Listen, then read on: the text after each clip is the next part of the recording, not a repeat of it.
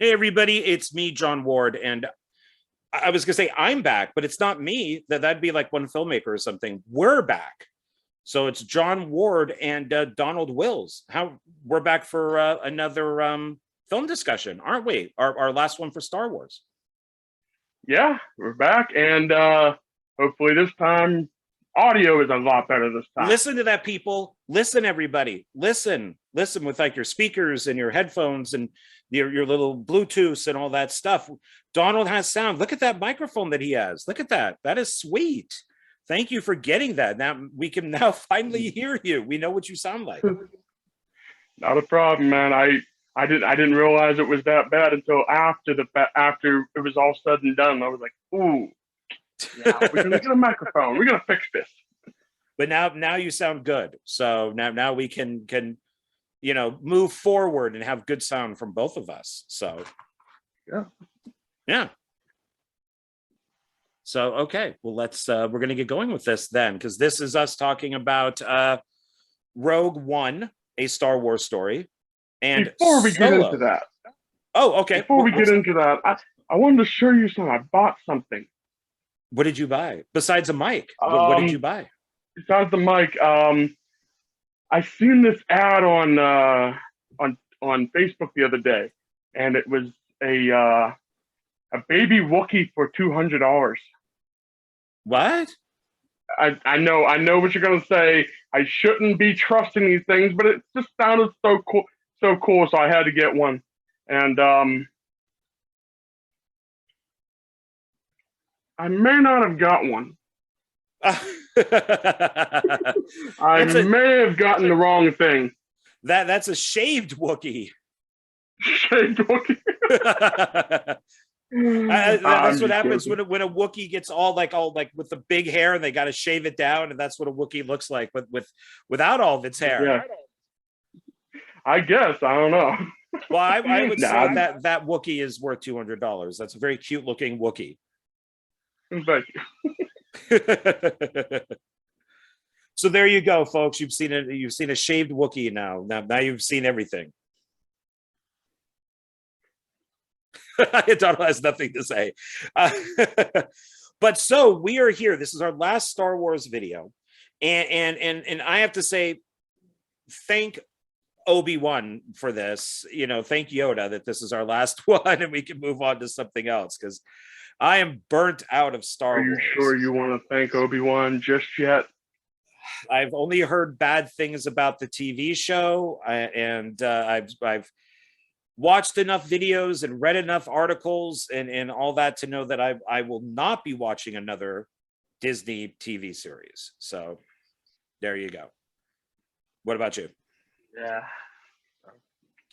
I heard that Obi-Wan is not Obi-Wan. He's definitely not the same character. I've heard that he takes the background to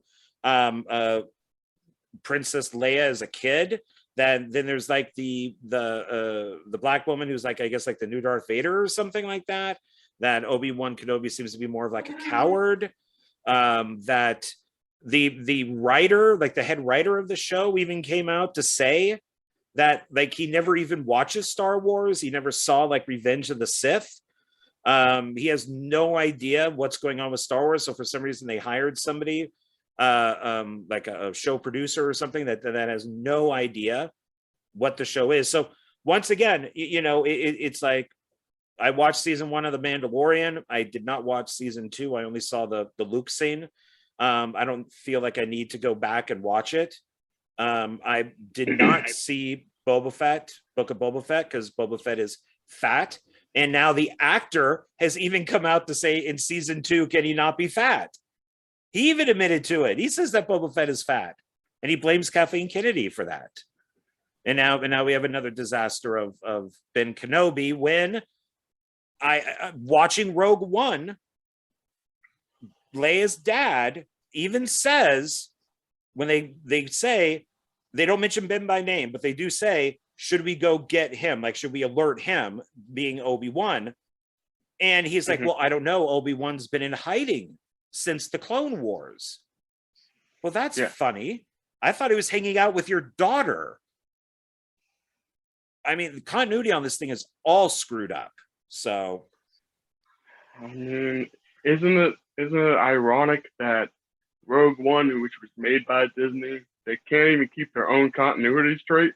No, because they hire people that don't know what they're doing. Yeah, so it's absolutely ridiculous. I'm glad that the movies are over, at least for now, and I have no desire in seeing any of the TV shows whatsoever.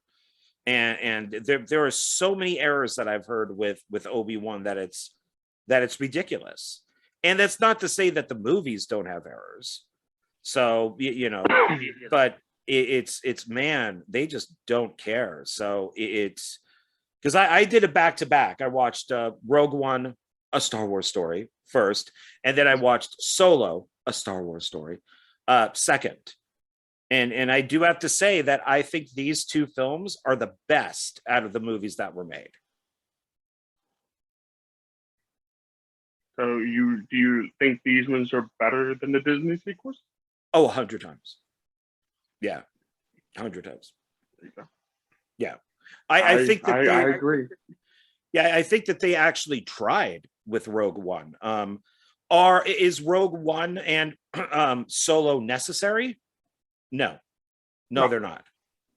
But if you're having a marathon, and you got the family or friends over, sure, why not? Why not start with I guess you could start with Solo, maybe, even though that came out second, and then move into Rogue One, and then from there just go into A New Hope. Oh no. Yeah, you would start with the prequels and then Solo. Then with the prequels, then go into Solo, then Rogue One. Yeah. And then the original trilogy. Then, if you so desire, you can go into the Disney sequels. Yeah. Don't recommend it, but you can do it if you want to. Yes. I mean, I probably would, because if we're doing a marathon and people are up for it, I might. But I've heard that Obi-Wan Kenobi is just the Last Jedi all over again. They're retconning everything and they're making it woke, and they're doing all the stuff that we were afraid that they would do, and so yeah. But as we've done on the other videos, I mean, I thought I would show what I have for these two films. It's not much, but it's really only like 3 things. But I do own the Blu-ray of Rogue One, which has, I didn't realize this, but maybe just because I haven't watched it in a long time. It's kind of funny is that it's got this digital movie pack. It's in like its own little bag. Same thing. Okay. And it has 3 discs. So bonus disc and then DVD and then Blu-ray. So I thought that was kind of cool. And of course, all of them have to have a slip jacket. That's even with the Disney sequels. I had to make sure that they had a slip jacket on them, if it will ever go back on.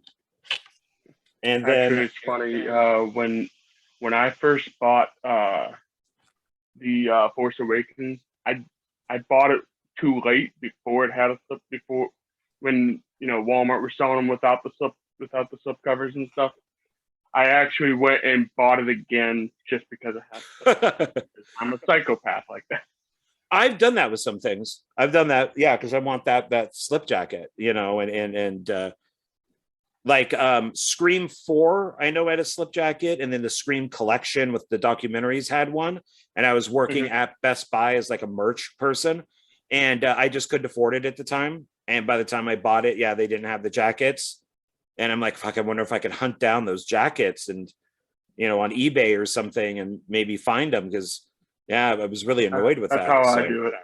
That's how I do a lot of the slip covers. If I know it has a slip cover, actually, as a matter of fact, I have all 3 of the It movies, and the miniseries for some reason had a slip jacket. And I didn't know it had one, and then I found it. And I was like, you know what? I'm going to grab that just because I do want to have all 3 of them with the slip cover. No, so that makes sense. That's what I want. When when I order stuff off of eBay and all that, I always look for slip cover or slip jacket or however they put it, and I order that one. So when I ordered, I think it was Rise of Skywalker, I made sure to get one that said slip jacket because I figured, I want all of them to have it. So it's and then there's Solo, so I got that, and but this one it doesn't have like the 3, it just has but it's called the multi-screen edition, and it's got its little digital thing, and then it's got its oh no, it's a bonus disc. This is a bonus disc, and this is Blu-ray. So I guess at it's the time when they weren't doing the DVDs and stuff. Yeah, this is just Blu-ray and digital code. I always thought that was maybe DVD, but no, it's not. For a while there, I think Disney and the Marvel movies and all that were doing that for a while. They were doing the multi-screen thing, and it was just the Blu-ray and no DVD. It's kind of the way it should be in a way. It kind of forces people to get Blu-ray, which is the better way of doing it. One thing that I thought was kind of lame, though, is when I put in Rogue One, the credit comes up for Rogue One, and it's like some cheap, lame font that just says Rogue One at the beginning of the movie. It doesn't even say a Star Wars story, but yet then Solo gets a Star Wars story, and his is like it zooms up to the screen. This it's just Rogue One. It's like, what? Why didn't you put a Star Wars story in? I actually thought that was a good idea, because I know like Boba Fett and Obi-Wan were supposed to be movies, and they were supposed to be a Star Wars story. I love that idea. I think that they could take a whole bunch of characters and just do like single standalone movies, which is probably why I like these better. Yeah, it makes sense. That way you can have like I wish they would have done that with they were supposed to do that with the Obi-Wan show. It was originally supposed to be a movie. It wasn't supposed to be a show at one point. Right.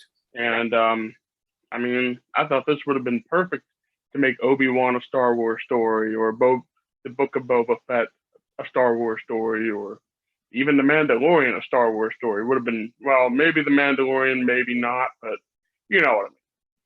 Yeah, they with Boba Fett, Book of Boba Fett, I heard that there was a lot of padding, and they just, some of the episodes are really bad, and that the ratings were down, so they brought The Mandalorian in almost to replace Boba Fett. So yeah, I haven't heard too many good things about this. A lot of people were saying they were upset that Boba Fett wasn't even the main character. Like, as soon as, like, the first couple episodes, it was focused on him, and then it turned into basically Mandalorian season 3. That's what I've heard. No, I heard the same thing. So, oh, and I got one last thing. My friend Helene, when she was in town, this was years ago, she bought me this, and we went to the M&M store, and it's a carbonite freeze M&M guy, like the dumb guy. So he's like Solo. Nice. And it says on the back, melts in your mouth, not in your Han. Star Wars. So I thought I would save this for this episode. So it's cute. I kind of like that. It's like a big ass coffee mug too. So hey, it's not the size that matters. It's how you use it. That's what I've heard. That's what I've heard. So Rogue One, I think, is the better of the two. I really liked Rogue One, but there are issues like the Obi-Wan thing when Leia's, I'm blanking on his name, Orlando or whatever his name is, Lando or not Lando, but whatever her dad's name is. Yeah, I forget. Jimmy Schmitz. Yeah. When he brings up Obi-Wan, I thought that was really weird because apparently nobody looks at continuity. I also thought it was weird that now the other thing that there were a few problems that I had with it near the end. One is they they seem to make Vader like the guy who's in charge. And Tarkin, who I appreciate the effort of doing the Peter Cushing CG. It doesn't look perfect, but I like the idea of them trying it instead of just, they could have maybe even gotten the actor that was in Revenge of the Sith at the very end, while the Emperor and Vader are standing together. Tarkin actually does walk away. So there is a guy out there who looks like Peter Cushing. So maybe they could have done that, but I appreciate the effort. And they make Tarkin seem like he's below the Vader, because the guy who actually who's in all in white, who has the idea for the Death Star. I don't really like that Tarkin kind of steals the idea, but because in A New Hope, they do say to Tarkin, they do call it his. He says, like, I wouldn't be too happy with your, whatever your thing is, your Death Star, however they state it. Yeah. But in Rogue One, it's the guy who's all in white goes to Vader to get help to kind of remove Tarkin. And I thought, no, Vader's not. Vader was in A New Hope. It's not that he was under Tarkin, but it's almost like he was kind of like an ambassador in a way, sent by the Emperor to make sure that everything was going all right. And he's not exactly military. So when he's choking the military guy and Tarkin says, Vader, release him, and Vader goes, as you wish. It's Vader has no problem with doing it. So it's almost like Tarkin's here, Vader's a little here, but in Rogue One, he kind of seems to be up here and Tarkin's down here. And I thought that was weird that Vader was, kind of, no, it's not, he's not that high. I mean, he is, but he isn't, Would you have thoughts on that? The way I've always looked at Tarkin and Vader was Tarkin was always in charge. He was in charge of that command fleet. He was always like the number one authority figure, if you will. And Vader was always the one that just like, hey, I'm just here to make sure you do your job right. I was only sent here by the Emperor to do, make sure you guys stay in line, don't betray the Emperor, but I'm not going to go over you or anything like that. Because if you remember, I think in A New Hope, Tarkin actually tells Vader to go out with him, doesn't he? To go where? When they're doing the Battle of Yavin, not the Battle of Yavin, when they destroyed the Death Star the first time. I don't think he commanded Vader to go out with him. I don't think so. No, Vader goes out willingly. Oh, okay. It's been a while since I've seen I think it's like Tarkin will stay on the Death Star, and then Vader has his own men. So that means that that Vader will even risk his life to go fly, because he's got his own TIE fighter, he's got the black stormtroopers, and so he'll even go out and fight. So it's one of those things where it's weird of how they kind of changed that. And then, like, I never questioned in A New Hope that Leia is on that ship, that at the very beginning, and like Vader comes on board and she's like, oh, I'm on a diplomatic mission. He's like, no, you're a liar. That doesn't make much sense to me, because with Rogue One, she's on that giant ship, and that giant ship could have been destroyed. And that would have ended everything, basically. She would have been dead. Now, going off of Rogue One... started their new canon, darn it. Yeah, ooh, there you go. If you're going off of Rogue One, I would think she would be on her home planet. Why would they risk her being on that ship that could easily be destroyed in this fight? That doesn't make sense to me. But I never thought about it with A New Hope. You just assume, oh, okay, she's on the ship. She's got the disc. She's lying to, which then the lie and all that doesn't make sense, because Vader watches her ship leave. So if Vader watches her ship leave, and then she's like, Oh, we were on a diplomatic mission. Come on, you just left that giant ship. Vader went after you. He knows you weren't on a diplomatic mission. So once again, it's cool that he watches her leave with like the stormtroopers and stuff behind him, but it doesn't make, story-wise, it doesn't make sense. I appreciate what they were trying to do. I think they were trying to make a story that connects episode 3 and 4, somewhat connects 3 and 4 together. I appreciate what they were going for, but the problem is that they, like I said, they can't stick with continuity. They have a bunch of continuity issues. They never stick with, the source material, obviously.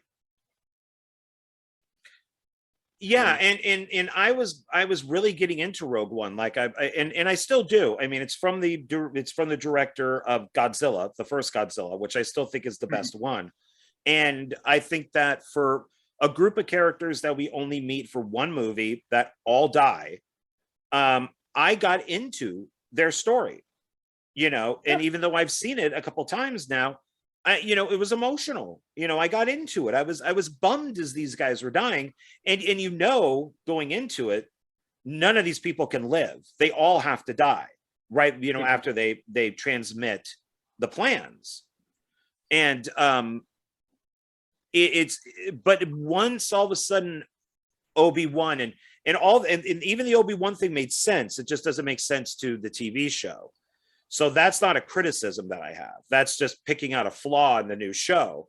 And then, so that was fine. And I like it. But why are C-3PO and R2-D2 in this? I mean, I guess it's for the, to add a little cameo. That's one of the things I actually kind of like.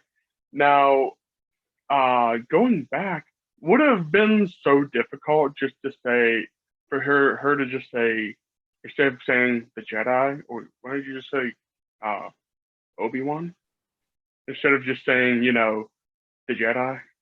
I mean, how hard would it have been to say that? You know what I mean? For which scene? When she's asking him, the general, the senator, Leia's dad, Leia's father. She goes, should we let him know? And he goes, what are you talking about? And she's like, the Jedi.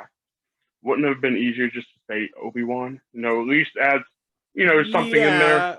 Yeah. I mean, I'm wondering if there was a reason why, because maybe they were planning on his own movie, so they didn't want to directly say Obi-Wan. But I feel like that would have. Yeah, because then they could say it could maybe be anybody. But wasn't that the idea in Revenge of the Sith, is that they go into hiding? Like Yoda goes into hiding on Hoth, and because that's the thing, is that it's, and I might have mentioned this in one of the other videos, is the clothing of the Jedi makes no sense, because Ben is on Tatooine, which is a desert planet. Everybody is dressed like that because it's a desert planet. Yeah. He's in the cloak and all that stuff to shade himself from the sun. So then to say all Jedi look like that is kind of dumb, because then if Ben goes into Talsi to go shopping, he needs to get some groceries, wouldn't everybody then go, hey, that's a Jedi Knight? But I don't think Lucas originally meant for the Jedi to look that way. Probably not. I mean, it's kind of the Jedi rule now. All Jedi look like that now, I guess. I don't know. It's just kind of like, every time you see like any movie, if you see a character dressing one way, and then in another movie, if you see him dress another way, like, wait a minute, he's supposed to have a robe. He's supposed to have, something, a certain clothing, and then you're going to look at it like, that's not a Jedi, or that's not a Sith Lord, that's not this, that's not that. You know what I mean? That's what a lot of people are going to assume, you know what I mean? Well, yeah, because the The blind guy, the samurai guy, he wasn't a Jedi, but he believed in the Force.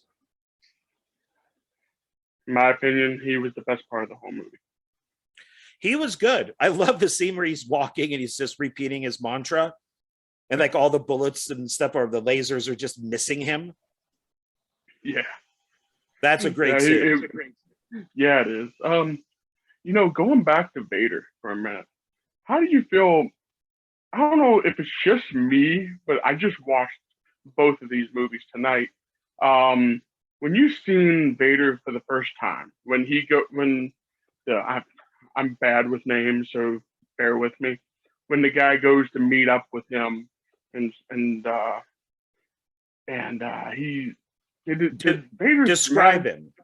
What is the guy? The guy with the white suit on, the one that was supposed to be in charge. Okay, Tarkin was kind of taking his job away from him.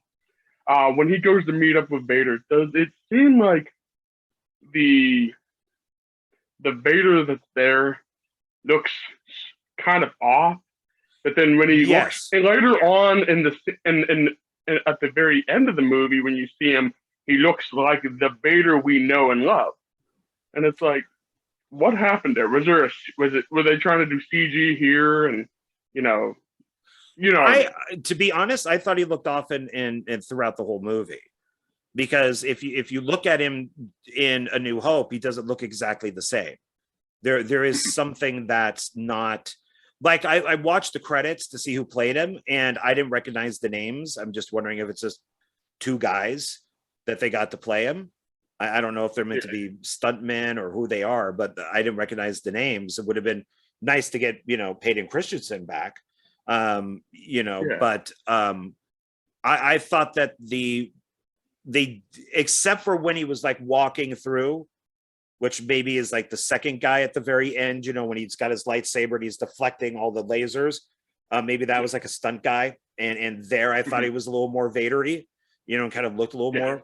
But when the guy in the white does go to him, I was looking at his costume going, I don't think, and I probably could have just Googled it, that his costume didn't look off. Like it looked a little CG, if you know what I mean. Like they didn't have enough time to put Vader in costume or something. They just had to throw the scene together, so they just CG'd him in. And I don't know, that's just the way it felt to me. And you look at it, and then you look, like I said, you look at him, and then you look at Vader at the very end of the movie. It looks like two different costumes. So either one was CG and one wasn't, or they're both CG and they actually put some time into the end and just did a crappy job in the middle of the movie. Yeah, I guess this is, because I'm looking at his costume. No, I guess this is right. I think he gets the chain that's holding his like cape on. I think that's an Empire, is what I'm thinking of. Mm-hmm. But yeah, I mean, I guess this is what he looks like. But yeah, there was just something that wasn't kind of off. Yeah. But I mean, I'm happy to have him back. I mean, that was cool having him in there. And he I can respect them trying to make his voice as close to James Earl Jones, but it was James Earl Jones. Was it? Yeah, it's in the credits. His voice of Darth Vader, James Earl Jones. Oh, okay. Well, but he's off. That's why he's getting old. He had like throat cancer or something, and they thought he was going to die.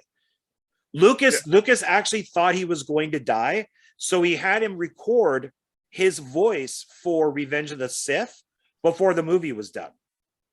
They got him into like the studio, and so we could go like, where's Padme, and no, and all that, because they thought he was going to die. They really thought he was on his deathbed. Okay. All right. Well, hey, I stand corrected then. It was James Earl Jones. It sounded off though. That's why, I mean, now that you said that he had the throat cancer stuff, it does make sense. Did he end up beating it, or did he actually? I think he's still around. You think he's still around? I haven't. I didn't bother looking. I just looked up one other thing, so let's look up James Earl Jones. Let's see. We are so organized for this podcast. Not Edward James Olmos. No, James. Okay, I'm just gonna, let's see here. James Earl Jones. He's still alive, 91 years old. Wow. There you go. Yeah, he's still out there. So he beat whatever he had. You know. There you go. Hey, I'm glad to hear it. Yeah. And the thing is, my issue with Disney is, and I'll tell people this, is that I am a Democrat. I am I'm not liberal, I'm not progressive, but I am a Democrat. And so I have no problem with like Black Lives Matter or anything like that. But I do have an issue with like social justice warriors. I do have an issue with cancel culture. I do have an issue with wokeness. I do have an issue with all of that. And you know, right now you have Ezra, whatever his name is, who played the Flash, on the run, and Warner Brothers isn't doing dick about it, but yet you have, a rumor about, Johnny Depp, and he gets fired from everything. So, so this stuff annoys me. And the reason why I bring that up is because of Disney and their agenda of doing this type of stuff, which I was very surprised was not done in Rogue One. She is just, and I really, and even something with like Force Awakens, with Rey, is that first movie, it's okay. I actually left the theater going, that was smart. Bringing in a female character. We have two male characters in the first two trilogies. Well, let's bring in a female character and have her get the Force and all that type of stuff. It's not until later where all of a sudden she became, like a Mary Sue. But in Force Awakens, she was fine. And I felt the same way with Rogue One when I left, going, that was smart. It was really smart bringing in a female lead, and she wasn't woke. There was nothing insulting, and people accepted her, everybody, and she did have her big speech that kind of brought everybody together. And so I really liked what they did with it. And I got really into the whole thing. I think probably out of all of them, Rogue One is my favorite one. So what about you? With me, I liked Rogue One. I enjoyed it. With the story, I feel like it could have been cut a little bit, like maybe shortened a little bit. I don't feel like 2 hours. Some of it kind of drug a little bit, if you know what I mean.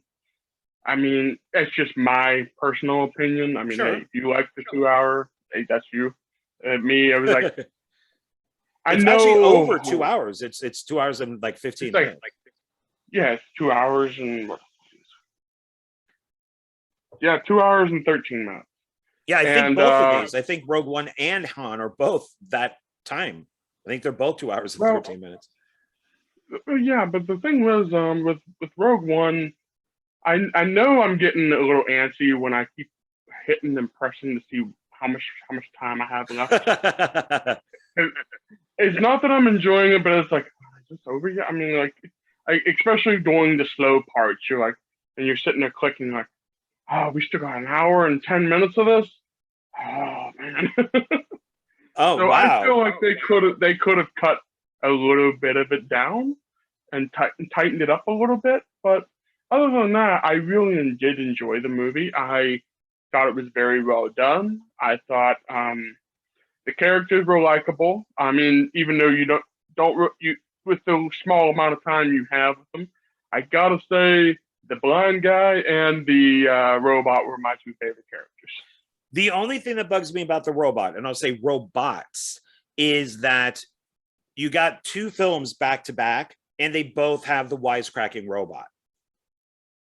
Do both films need a wisecracking robot? I mean, maybe. Well, if you really want to think about, we'll talk about that when we get to Solo. The but both of them, I thought they was okay. Oh, I thought they were fine. The, I just thought it was funny watching them back to back. It's like, oh, there's two wisecracking robots. Maybe they could have done something different. I thought the one in Solo was a bit annoying, but it was okay. Well, that's the one that's a little more messagey, a little more wokey, because that More, robot yeah, I was gonna hold off till we talk about Solo. That one felt more woke than Rogue One. So, but then you also have to figure too of the time period that Solo took place in, and they do mention it in A New Hope, is when C-3PO and R2-D2 get kicked out of the cantina, and he's like, "We don't serve their types here." And as a kid, I remember, saying to my mom, like, why aren't they? And my mom, I think, just said like, well, I guess they don't like them. But I didn't get that it was supposed to be kind of like a political statement, type of thing. Like, blacks aren't welcomed here type of thing, like back in, like the 40s and 50s and sex. Yeah. So with what they're probably trying to do with the robots and stuff. Yeah. Yeah. I think it's basically, with the New Hope, starting with the New Hope, George Lucas was trying to put a message saying, hey, let's treat each other the same. Let's not, treat, everyone from all colors, race, robots, everything. Let's treat everybody as you want to be treated. Well, which is funny because Lucas got criticized for A New Hope because there were no black people in it. And now then we had in Empire Strikes Back, he brought in Lando. So, that was I mean, I don't think that was on purpose at all, but I don't think it was on purpose either, but I mean, if you know anything about Lucas and where he was raised as a kid, in Northern California, which is where I was raised, and it's a very, very liberal area of where he was raised and did a lot of his schooling and stuff. So I don't think it was done on purpose, but people did point it out. And then all of a sudden there's Billy D. Williams. So Lando's in there now. So. Yeah. So, and it's a great role for Billy D. Williams too. Yeah. Hey, I like Lando.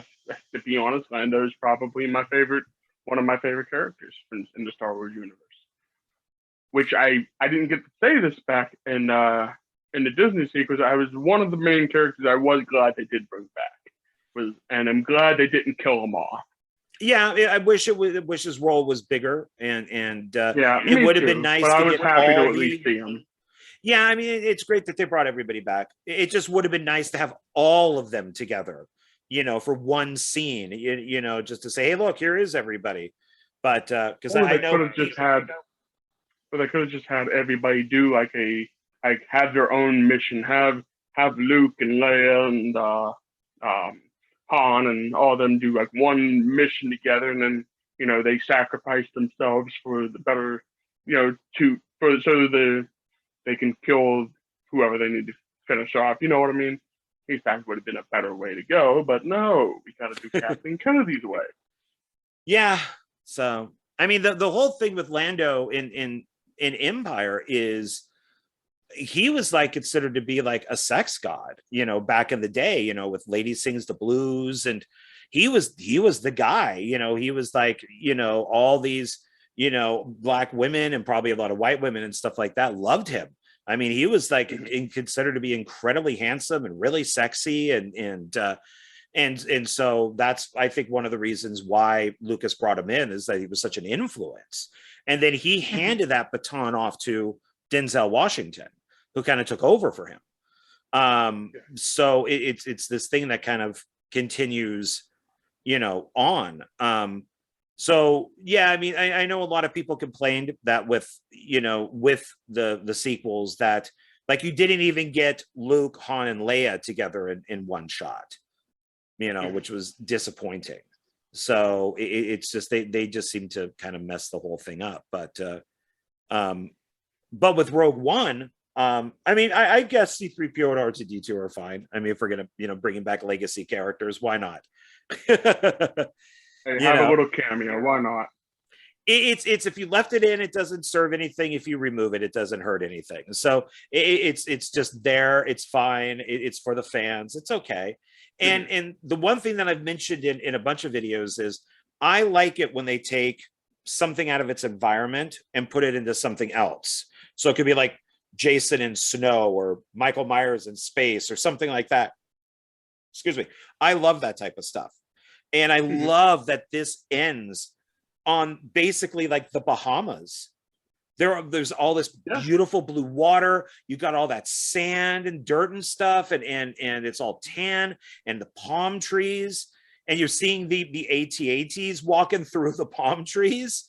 To me, that was I think why I like the film, more than a lot of the other ones, is it's completely taken out of its environment and you're throwing it in the Bahamas. Yeah. I will give these films credit where credit is due. The CG, all the scenes that they did were very beautifully shot. They were very well done. Especially when we get to that last scene with where it looks like the Bahamas and stuff. I thought that was very well shot and very well put together. Yeah, and it's the very last shot of the film where you got our two leads. They finally, I love that they never kiss. I love that there's kind of that tension, but they never do anything except for the very last thing is we see them hold hands, and then you almost have like that nuclear kind of explosion, like they did with like the Bikini Islands, when we were testing all those bombs, that it's like a beautiful sunrise, but it isn't. It's this thing that's going to kill him, but it looks beautiful at the same time. It was very well done. Even though we know that it's going to be the end of our two heroes, it's still, I mean, they're kind of like they're riding off into the sunset deal, except they're going to die instead of live happily ever after. But the sun is just a giant bomb. Something like that. Yeah, and speaking of like that bomb and stuff, like I like how Tarkin didn't want to blow up a planet, that he just said no, take out like the city, because he's got the planet in A New Hope. So he's just like, yeah, we don't have to make a big deal out of it, we'll just send a message and just blow up that city. Which then the guy goes, my God, it's beautiful. Because it looked gorgeous. I mean, that's unfortunately a lot of the times with that type of stuff, it does look beautiful. A mushroom cloud looks great. It's just a horrible thing. It's a horrible thing, but it's beautiful, but deadly. Yeah. I guess the best way we say it. And then what did you think of, I'm now blanking on names.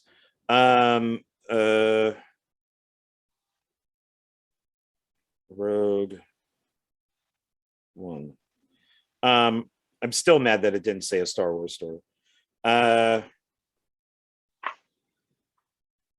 it made over $1 billion. So that's good. I remember that. It was one of the I think this was right between Force Awakens and The Last Jedi, if I'm not mistaken. Yeah, because they had the two hits in a row. Yeah, because this was their second hit, and really did very well, and rightfully so. I mean, Solo was the one that did kind of bomb because everyone was kind of hating on it because of The Last Jedi. Or was the Last Jedi came out before? No, Last Jedi came out after Solo. So Solo was the first bomb. Oh, and then people are like, uh-oh. And that's when they scrapped everything. And then Jedi came out and it still made over $1 billion, but it should have done better than A Force Awakens, and it didn't. And then Rise of Skywalker still hit $1 billion, but it did less than Last Jedi and Force Awakens, which is not good. So it's, but I guess was it Cassian Andor is getting his own show? Is that right? I wouldn't be surprised. I think it's on that. I think it is. Yeah, the Disney timeline I think has him on it. Yeah, and, yeah, Donnie Yen. Donnie Yen is the one that Donnie Yen. Yeah, that was the blind guy. Yeah, and, he was good. Yeah, he was very good. And what about Forrest Whitaker? What do you think about Forrest Whitaker's character was good. I liked the at the beginning you seen him like normal Forrest Whitaker, and then later on in the film you see him as this like raspy. And his legs are missing. He's got like the robot legs. Yeah, and he has to take this thing off to breathe for a couple minutes before he could talk again. Yeah, I liked his character. I was bummed that they killed him off so fast. I don't blame him for wanting to die. I mean, I guess he kind of served his purpose. He got the message to her, and I mean, there's no way he would have made it out of there. He would have slowed them all down. So, and I think it was more robot than than human. Mm-hmm. So I guess and he was kind of nuts too. Like he went crazy. Yeah, but I like him. I like Forrest Whitaker. Yeah, I like the part where the pilot was handing him the message, and he puts him in that room with that tentacle thing. He's yeah. The only side effect there is that people tend to lose their minds, and all you hear him going ah. That was great. That was a good. I like that part. That was good. Yeah, that thing was pretty cool looking. So I guess that's what it does, is that it reads the truth. And then Mads Mikkelsen, of course, as Galen, the dad. So he's always good as Jen's dad. Mm-hmm. I wrote everybody's names down because I know I would, and of course I forgot to bring the paper in with me. Of course. Well, I got it right here. So Jimmy Smith, James Earl Jones, and Anakin Skywalker. It's funny they list him as Anakin Skywalker, not Darth Vader. Anybody else worth? No, those are the main people here. Yeah, but I like the guy that was Donnie Yen's the guy that was with him all the time, the one with the gun. Oh, let me see if I can find him here, because I'm bad with these names. So let's see. Me too. So I just know what he looks like. I don't know his name though. Says Spencer Wilding is Anakin Skywalker. What? Oh, they give who played Princess Leia. I don't know. They don't show. Here, I'll go to Wikipedia because they don't show the guy's picture. I'm looking at the back of the case. The guy's name is Baz. His character, but I don't know who plays him. Okay, let's see here.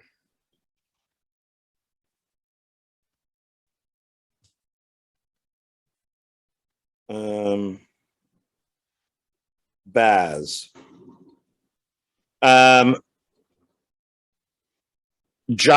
Is it Jiang Wen? W-E-N. So Jang Wen? Yeah. Jang, something like that. So he was good. I liked the chemistry them two had, especially when they were fighting the stormtroopers, and he starts shooting them. And he looks back and goes, "You almost shot me." He's like, "I just saved you." Yeah. Well, there's a lot of good back and forth in this. Like when the when our lead, we got him already, Jen. Jen, when she shoots the robot and then it falls dead, and then the real one turns the corner. And he's like, "Did you know that was me?" And she's like, Yeah, sure. Of course." So, yeah, there's a lot of good stuff like that in this. And I love the beach stormtroopers. The beach stormtroopers I thought looked so cool. Oh, yeah, they were good. They were really good. I can't complain about this movie. I mean, it did, like I said, the only thing the only gripe I really had with it is that it felt a little too long. It little too what's the word I'm looking for? It's a little too long at times, and the Darth Vader like looked cheap in one scene, but at the end he looked really good. But then the middle there, when you see him the first time, it kind of looks like, I don't know. It's just something about it. It seems off, like it was CG'd or something. Okay. You know? Yeah, I mean, I really have. Yeah, I didn't get exactly what you got, but I did get that there was something a little off. So yeah, I'll agree with you on that. So, anything else for Rogue One before we move on to Solo? No, I think we pretty much touched everything we can on Rogue One. I mean, I think it was a worthy like a connection between episode 3 and 4. Well, maybe not complete connection, but you know what I mean. It definitely fills in the gap. I mean, it's not Rogue One doesn't have a bad ending. So when I kind of say well, it doesn't make sense that her ship leaves and Vader sees it, and then in Hope, A New Hope, it's this way. It's still a great ending, with him watching the ship fly off and everything. So yeah, I mean, I don't think that there's really anything bad about this film. My biggest complaint is probably the credit. And I think that why they gave it a shitty font and everything, that sucks. If I'm not mistaken, when they originally released this movie, wasn't it just supposed to be called Rogue One? I think they added a Star Wars story later, if I'm not mistaken. Because I remember hearing people talk about it, and they just kept calling it Rogue One. I don't remember seeing a Star Wars story on the bottom of it when it first started. So maybe they weren't planning on making it that, and they just added a Star Wars story on later. Maybe. I mean, that's a possibility. I'm not 100%. That's just the way I'm remembering. I mean, there's a reason why it's not at the beginning of the film.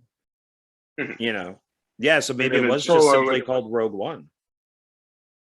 Perhaps. I mean, and then like you said earlier, in Solo they kind of have a Star Wars story. Yeah, it flies up to the screen. Flies up in your face. Yeah. And I also like how in all the traditional Star Wars movie, after the crawl happens, the camera always comes down and it's like on a planet or the Death Star or something. In this one, after the title comes up, the camera goes up and we see a ship. Yeah. So they do it. I will say I like the change of editing style that they do for this film. They definitely edited it a lot differently. They didn't do it like in most of Star Wars, you would see the screen like swipe up, or you see like them do the little twirl thing. You know what I mean? They didn't do that in this movie. So they definitely did it different. Yeah, I think this film, I think both this and Solo. I know Solo, the directors were fired, and then they brought in Ron Howard, redirected the whole movie. He reshot it. Mm-hmm. So I think like the film was literally like 90% done with the original directors, and they fired them. And so I think Rogue One even had different directors. And then the director of Godzilla came in. Maybe not to replace them, but I think that there's videos out there on YouTube that talk about the different directors. Yeah. So I think, I mean, I think a lot of that has to do with Kathleen Kennedy myself. So Kathleen Kennedy is the destroyer of all hopes and dreams. pretty much, yeah. Mostly brings us garbage, but I guess every once in a while we get something okay. So so shall we move on before we move oh, on to Solo, the only thing I have for Rogue One is the Blu-ray like you have. So okay. I like that cover. I like how it's kind of reflective. yeah. This was definitely the one you left the sticker on. I took the stickers off. I should be ashamed of myself. I mean, if it's a price sticker, I take it off. But if it's something like this, I keep it like this. I do that now, but I used to take everything off. I don't know why. I think it's, I don't know, maybe my OCD kicking in or something. I was like, yeah, stickers. Oh, gotta get it off. I don't know. Even my wife would tell you, leave it alone. I'd be like, I gotta get stickers off. She's like, leave it alone. It's supposed to be there for a reason. Stop touching it. Can't. It's bothering me. Stop touching it. And then it's like, it's all sticky now. Well, you should have left it alone. Yeah, I if I buy used movies, stuff from like Zia Records or whatever it is I'll always take the stickers and the tape and all that off. And sometimes I've screwed myself and it will like tear because like the insert will be up just a little too high and the tape will tear it. I'll be like, fuck. And sometimes I'll sell it back and buy another one. I'll spend double just to. The worst ones are the Dollar Tree ones because I don't know if your Dollar Tree, if there's a slip cover, they'll put the sticker over top of the hole. Yeah. Oh, that irritates me to no end. So what I do with that is I leave everything as is and I take a blade, like a knife cutter, like a box cutter, and I stick it in there and I cut it and I go this way. So then I can pull it out and then I kind of cut it along the box to remove it. Because I know it's just going to screw up what's under, it's just going to screw up the slip jacket. Yeah. Well, usually what I do, I just like try to like slowly peel it up. If I'm having trouble with it, I try to do the same thing you do. I'll just try to like peel a little bit. Anyway, we're not talking about that right now. We're talking about Star Wars. That's okay. That's okay. So what are your feelings on Solo? What are your I mean, the film bombed. Maybe a controversial opinion here, but I kind of like Solo a little bit more than Rogue One. Oh, really? And explain, please.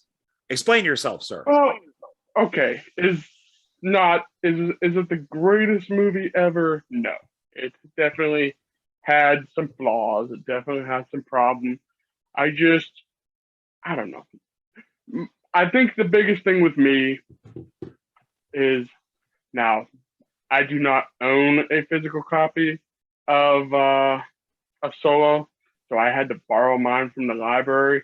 So that's why it's got all these ugly stickers on it. DVD copy. So that is a lot of stickers. A library copy. But anyway, I think the biggest difference I have is these are characters you really don't know too much about. Whereas of these, it's Han Solo and Chewie going on an adventure. It's just, that's my thing. It's just more. It's something familiar. You're seeing Han Solo and Chewbacca in action. You're seeing him, rip off or beat Lando in whatever the game was called. Card game. Yeah, I forget what it's called. I just call it the card game. Yeah, who knows? Like the galactic version of poker. Yes. Pretty much what it is. So, I don't know. I mean, when it comes to the movie, Rogue One is definitely the better movie. But when it comes to the nostalgia run, I like Solo just a tad bit better. Okay. What do you think about the guy who plays Solo? There's nothing wrong with either.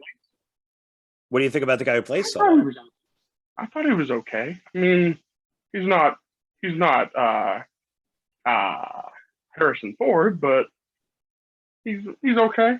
I mean, I thought he did a pretty good job without completely imitating. He was more of Han Solo than Harrison Ford. I thought he did a pretty good job. I don't think you Yeah, could have really casted better or got a better actor for it. yeah. I think what they were trying to go for is Harrison Ford, but making him a little more immature than he was in A New Hope. Right. He's basically learning. He's basically a dumb kid in this movie, which is kind Well, of especially the what I like beginning. about. Yeah, and then later on in the movie, he's still kind of still that dumb kid. Well, he's naive. It's new, so yeah, he doesn't know Mhm. exactly. He's kind of full of himself, and Mhm. you know, would you want to see more adventures with this Han Solo? I mean, nah. No, I you think good. this is one shot movie. I think that's all we really need. Okay, so just a one-off then. All right, because they definitely set it up for a sequel. I mean, if they do a sequel, which I doubt it because it bombed so bad, Oh no, they won't. In fact, that's. Let me. I'm going to look that up. Let's see here. I doubt it. I doubt it, but you never know. I mean, if they were to do another movie with the young Han Solo, they would probably do maybe have I don't know, maybe have him in I don't know, maybe the what you call the one show you were saying about Andor or whatever his name is. Maybe have him show up in one of his episodes or something. Because this happens before that, so, from what I'm understanding. Yeah, this didn't hit 1 million. It did. Oh fuck! It really bombed. So its budget was between 275 to 300 million. So keep 300 million in your head. The box office for it was 393.2 million. It just it didn't even really make back its budget. This tanked. It bombed. I mean, you have to at least double your budget to say that it's a hit. Yeah, yeah.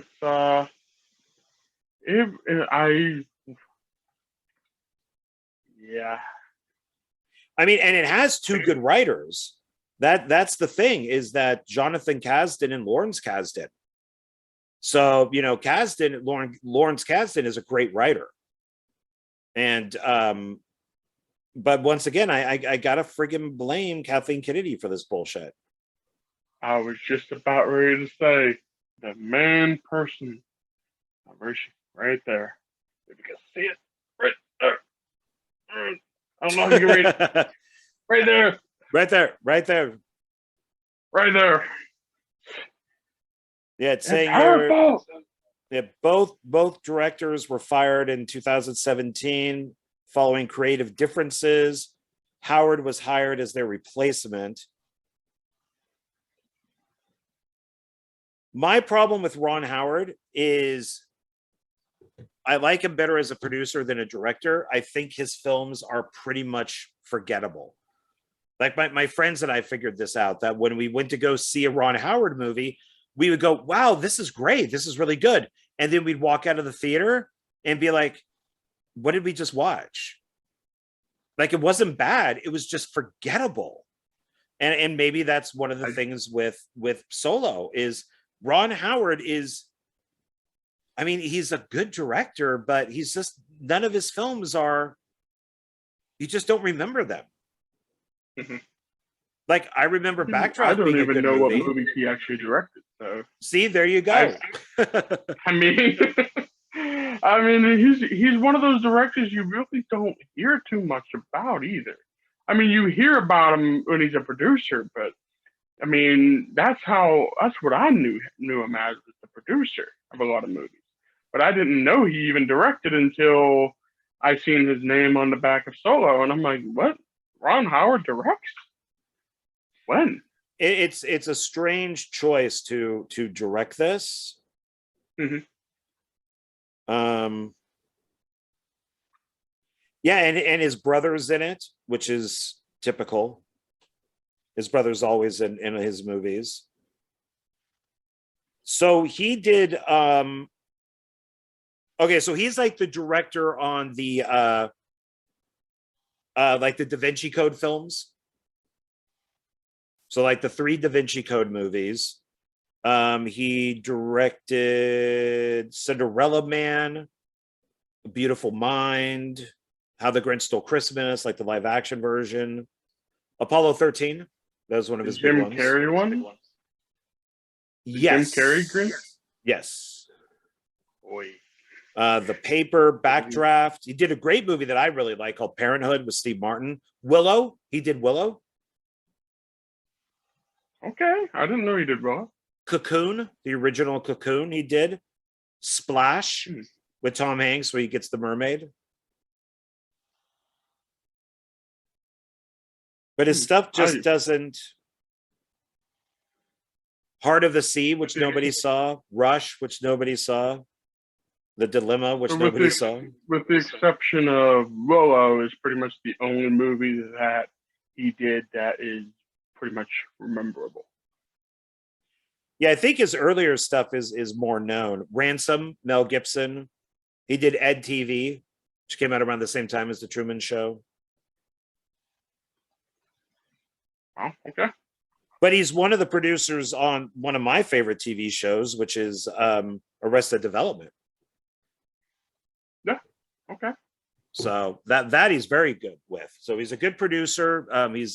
He does good acting because he does the voiceover in that. So, but it just seemed I just wonder if my friends in my theory with just his films being forgettable, that maybe that's why Solo didn't do well. Or people just didn't care about the Castle Run. Did we need a whole 2 hour and 15-minute movie on the Kessel Run?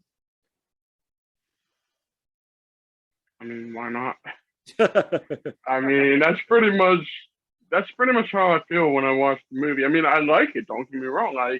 It's a fun movie, but it's pretty much just like we just did a Han Solo movie just because we can do a Han Solo movie. Right. I don't think it was the worst idea, especially if you could make a series out of it.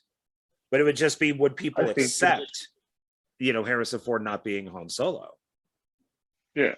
Well, that's what I was saying. Like, this would have been a lot better as like maybe a mini series or something, like maybe 6 or 7 episodes.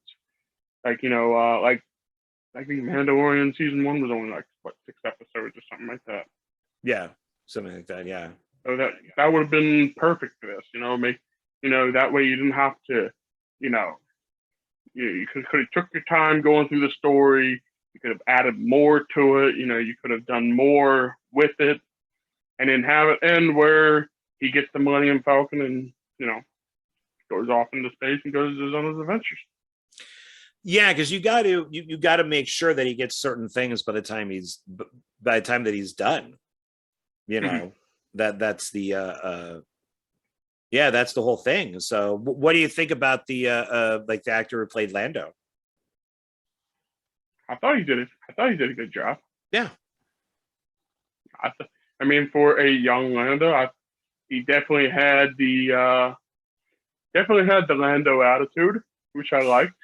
He had that like I'm better than you attitude, which Lando does have in a little bit of the Empire Strikes Back. But then later on, he's like, hey, time to get serious. Right. Yeah. Mm-hmm. So what do you think about these people playing legacy characters like Solo and Lando and even Chewie or C3? C3PO, at least in Rogue, was Anthony Daniels. Mm-hmm. So what do you think about just? Does it matter if multiple actors play Chewie? It doesn't bother me. I mean, you see, as long as you do the character justice, it doesn't bother me if somebody else plays it. Now, if somebody play like if someone was to play Han Solo and completely made him an utter d bag, more than he's supposed to be, then yeah, I wouldn't have cared for it. But they made him, he's this cocky, arrogant kid. He's like, I can do this. I can do all things.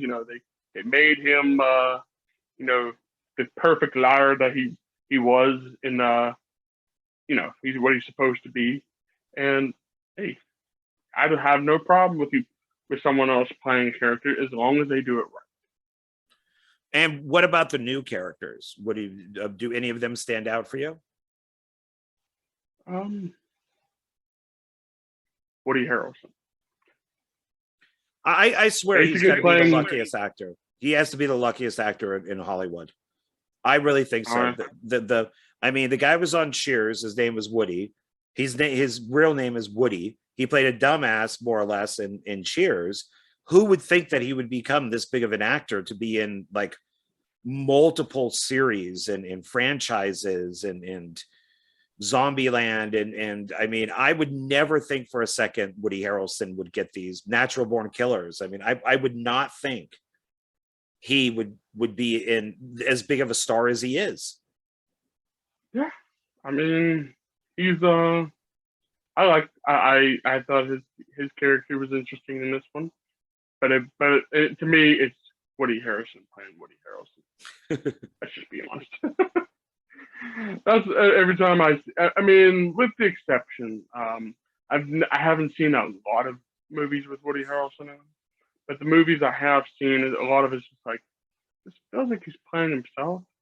Kind of like how a lot of people feel about Tom Cruise. Like Tom Cruise just plays Tom Cruise. How dare you take that back? Oh man. Tom Cruise is my favorite actor. I have a whole shelf of just dedicated to Tom Cruise movies.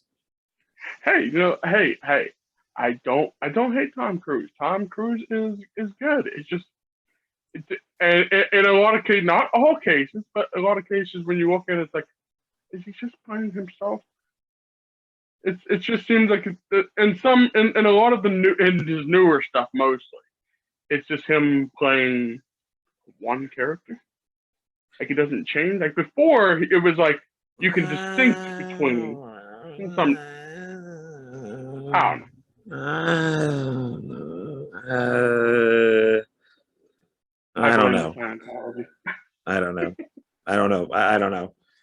I don't know. I like the guy, and I'm hoping Top Gun Maverick breaks 1 million and Jurassic World Dominion does not. So I did not like Jurassic World. I heard great Dominion. things about Top Gun, and I heard horrible things about Jurassic Park or Jurassic World, whatever you want to call it. Yeah, Jurassic World. I keep calling it Jurassic Park myself, so it's like it is Jurassic Park. It's not Jurassic World, darn it. Well, they set it up for another one, even though they said this is going to be it. So I guess we got Jurassic Planet next. Would be the next one, our next trilogy. Jurassic Park in space. Well, they could send the dinosaurs in like a spaceship to the moon, and then just have it as, well, the moon isn't a planet, but it could be like Jurassic Moon or Jurassic Space Station, and they could just all be on a space station, and then of course the space station, something goes wrong. Jurassic Park in space, where franchises come to die. I will disagree with that. I absolutely disagree with that because, like I said, I love putting things in the places they're not supposed to be. I loved Hellraiser Bloodline. I thought it was one of the best ones.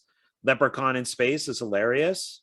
Jason X is awesome. It's the best looking Jason, I think. Not Uber Jason, but I like the Jason. I agree. Jason. I agree. I love the idea of space, but usually when a movie when they take something to space, that's usually when the franchise dies a lot of times. That's what we've been told. Yeah. I really wanted, and then we'll get back on track, but I really wanted the Clive Barker, John Carpenter Halloween Hellraiser in space. That Clive Barker was going to write it and Carpenter was going to direct it, and it was Michael Myers meets Pinhead. I thought that would have been awesome. How would that work though? I don't know. I don't know what the original I idea mean, a man versus pretty much Pinhead's pretty much a demon, right? So how would that work? Maybe Pinhead Michael would probably tear somehow, his soul apart. yeah, he plays with the cube, like Michael, or he drops it or something, and it goes into that shape, and then that's when Pinhead shows up, or somebody plays with the cube, and Pinhead shows up, and they're like, "Look, we'll give you Michael Myers, just don't take me," type of thing. I'm not really sure, but I liked it. I thought it would have been kind of a cool film. So I just get bored with the same thing over and over and over again. So Yeah. I I mean, how many times do we have to see Michael try to go out and find his sister? Yeah, I hated Halloween Kills. I'm not looking forward to Halloween Ends. I haven't seen. I loved Halloween. The first one. Not the original, but the one that was 2018. I think it is 2018 Halloween. I love that one, but hated Halloween Kills. I just couldn't stand it. I thought it was awful. So now speaking of possibly awful. So you were not a fan of our robot in Solo? Kind of annoying. It was quite sassy, and apparently Lando was enjoying some robot love from what we got, because she even asked, she goes, how is that even done, and they, I guess we got the impression that it was done very well. So I guess the robot has some lady parts. Maybe.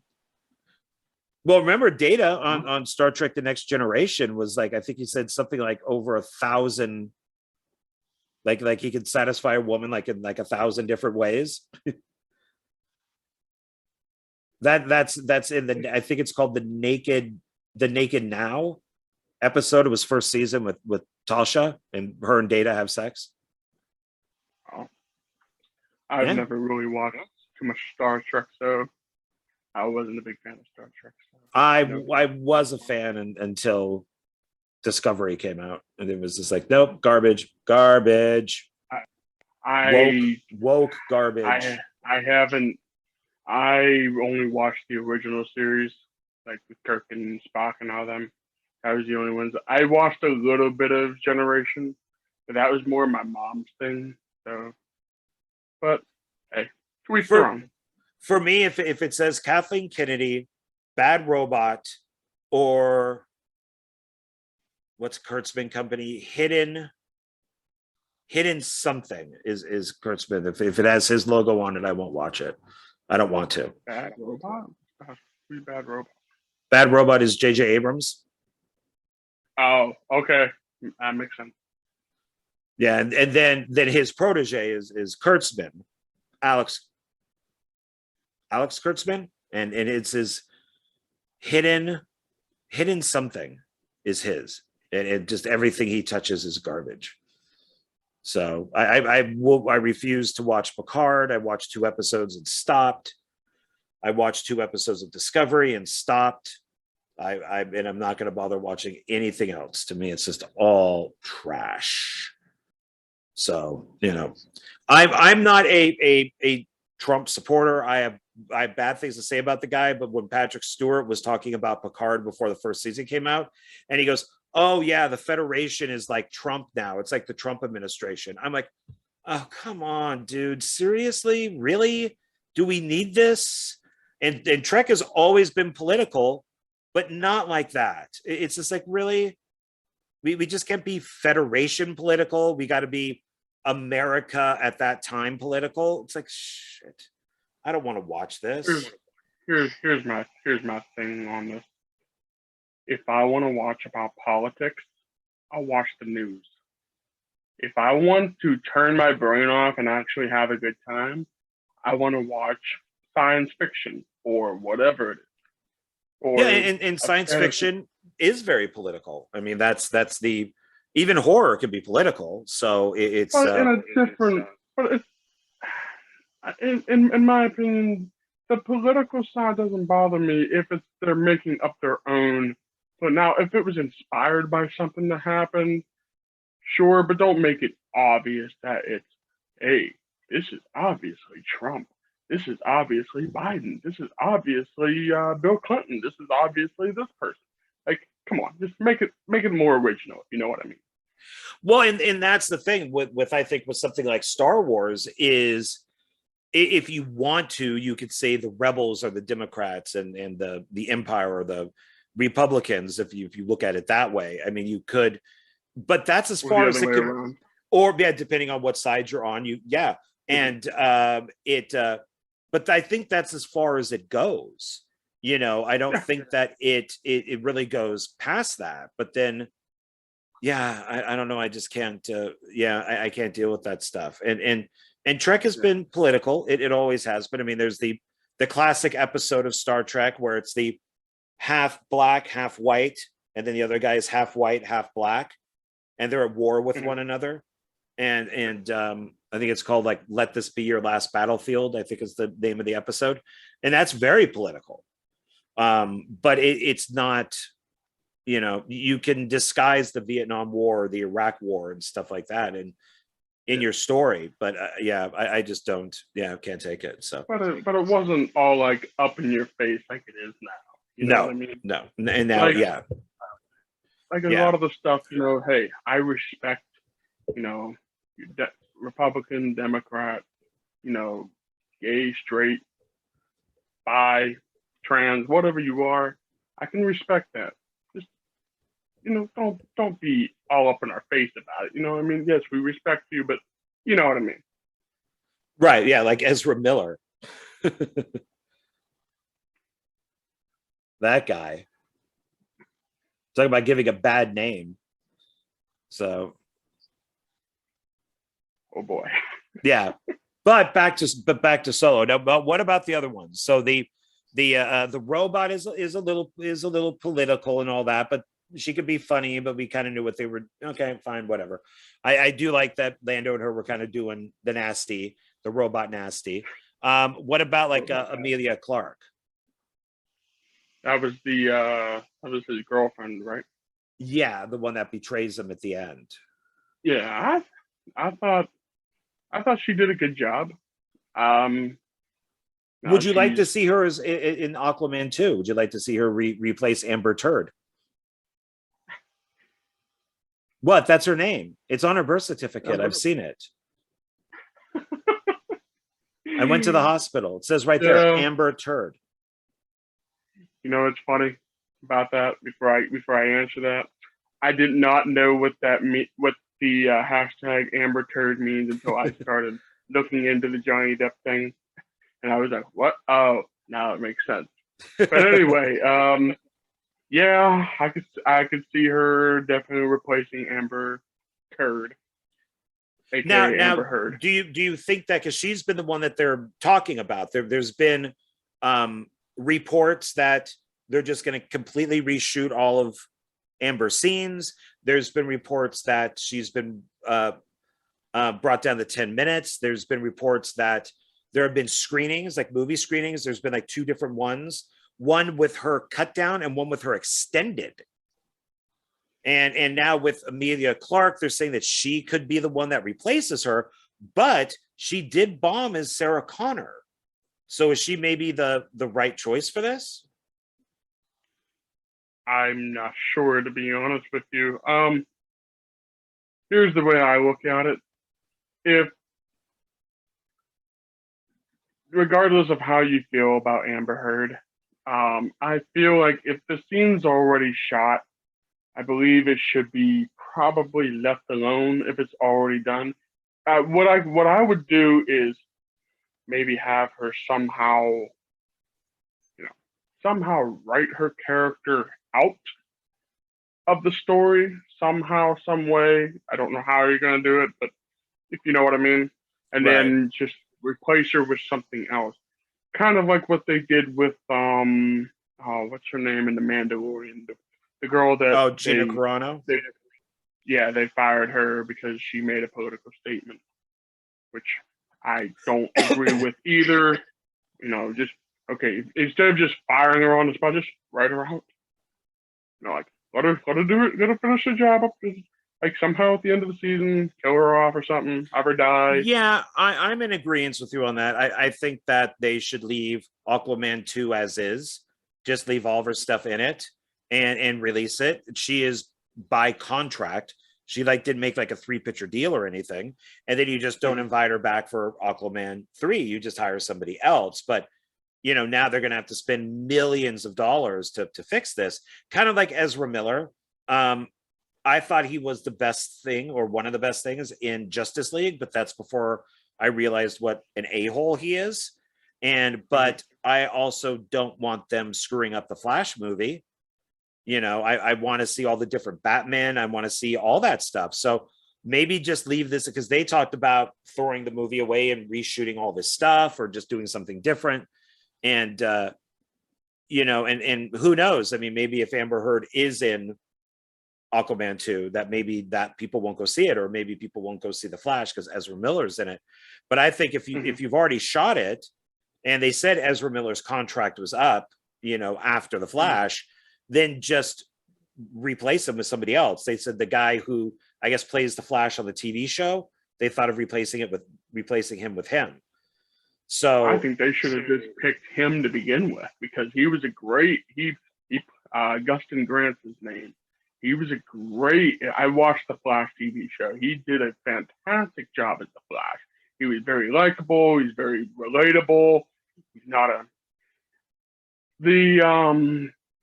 and they kind of had the guy from the movie do a crossover with him, because there's multiple timelines in the Flash. They do discuss that, So I think what they should have done from the get-go is have Gustin Grant play the Flash from the beginning, and have this guy as a secondary Flash or something, like an Earth 2 or an Earth 3 version of him. All right. Well, yeah. I mean, I guess we'll just see what's going to happen, because they said with Amelia Clark is, I think I'm saying her name right, is that she has chemistry with Jason Momoa. And that's one of the reasons why they wanted to get rid of Amber Heard is because she didn't have chemistry. So I guess that's a good thing. And I've always liked her. I got to be honest. I never watched past her nude scene in Game of Thrones. So I only watched Game of Thrones to get to that one scene, and I was done. It was just all right, I'm done. And I don't need to watch any more Game of Thrones since I know it ends horribly. So I've always liked her. I didn't even realize that it was her until you said that. It doesn't look like her. No, it doesn't. From she, I mean, it's the hair, obviously, but it's I didn't even realize that the girl that played what's her name in the show, the Dragon Queen, the Dragon Girl. That's her. Yeah, Amelia Clark. Yeah, I didn't know that was the same person. Wow. I don't think when I first saw this, which I have to be honest, was a bootleg, and then I watched it when I bought it. I watched it again. I did see Rogue One in the theater, but I did not hear good things about this, so I watched a bootleg of it in the theater. I mean, at home. But I did not realize. Hey, they made their money. They all got paid. I still bought it. You ought to be ashamed of yourself. I still bought it. Did you buy a used copy? No, this was brand new. I bought it right the day that it came out. Yeah. All right. Yeah. I actually think the only of the new Star Wars stuff, I think the only one that I bought used was Rise of Skywalker. I bought Last Jedi when it was brand new. All that. So I unfortunately bought all 3 of them brand new, so I gave Disney my money. Unfortunately. I'm sorry. I have to be ashamed of myself. So did you like her betrayal? Did you like her betraying Han? And what did you think of Darth Maul being in there? I was a little upset that they didn't have him in there longer. I mean, that was the best. I really like Darth Maul. I've always liked him. It's I wish they would have went into a little more like details of how he survived from the Phantom Menace, because not everybody watched the Clone Wars, and that's I Oh, guess is he in the back in? Clone Wars He's back in he that. came back in the Clone Wars, Okay. and somehow they somehow he survived that, and they brought him back. I'm not 100% sure, but I think they brought him back to his home planet and revived him or something. I'm not Okay. 100%, but he did come back. So that's and well, obviously because he's in this movie, and he But definitely now, looks older. yeah, and I like Ray Park. Ray Parks. Ray Park. Does he have an S at the end of his name?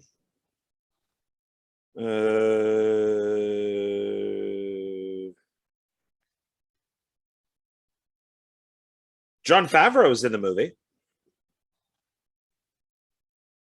Warwick Davis is in the movie. Anthony Daniels is in this movie. There's a lot of people in this. Clint Howard is in it.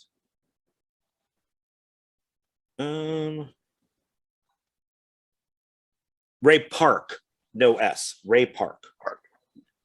So no Parks, just no Parks, just Ray Park. Who else was in this movie? Well, then we had and I think I always mispronounce her name, but is it Thandie Newton? Thandie Newton? She was the Woody Harrelson's girl who died. Oh, okay. I hate to say like the black girl, but that's kind of the only way I could describe her, I guess. She's good. I mean, she's been in a bunch of movies. She had a small part in this. Thandie Newton? Thandie Newton, maybe? Maybe I'm saying it now right? To be honest with you, a lot of times when you say an actor's name, and I'll be like, I don't know him, but I know a lot of people by face. So if you say a name to me and I'm kind of like, well, you know who Jon Favreau is. He's the guy who created the Mandalorian. He's the butler in Iron Man and the whole series. Mm-hmm. Yeah, he was in Swingers. He wrote Swingers. So he played a character in this. He played an alien. And then Linda Hunt, she was in Last Jedi, and she had like a little part in Rise of Skywalker. She was the little alien with like the goggles that go in and out. So, but she plays a different character in this, I guess. Warwick Davis was Leprechaun in the Leprechaun movies, but he was also Willow. He's in a lot. He's like an extra in almost every Star Wars movie. Yeah, he's somewhere in there. Yeah, because he was like even in the prequels, and he's like with Jabba the Hutt. He'll be like either in the crowd somewhere, or he'll be like a secondary character. Like in Solo, he was one of the ones that was loading up the. He was like one of the mercenaries that was there. Yeah. He was loading up. He's like that's the last one. That's it. Yeah, that's exactly him.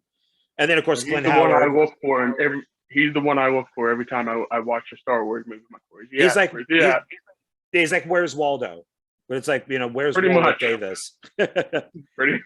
And then I think Clint Howard has been in like every Ron Howard movie. So, but he played an alien, so you would recognize him if you saw him. But he played one. He was with a big beard and all that in this.